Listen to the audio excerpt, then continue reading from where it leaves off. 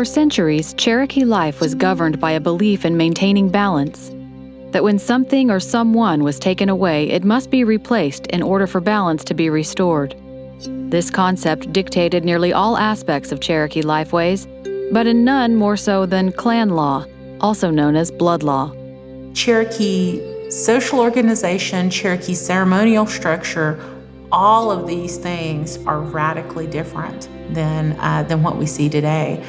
And in addition, the political structure was completely different as well, because it was primarily clan-based and clan-governed. So clan governed citizenship, but clan also was the basis of, I would say, justice. So when you start thinking about justice and righting a wrong, righting a grievance, that concept of balance is deeply rooted within that notion. And if you have been injured or if you have been hurt by somebody in your community, how can you be at peace? So trying to make someone whole, trying to repair how they've been injured is I feel, at the root of Cherokee justice. But that was all filtered through the clan system.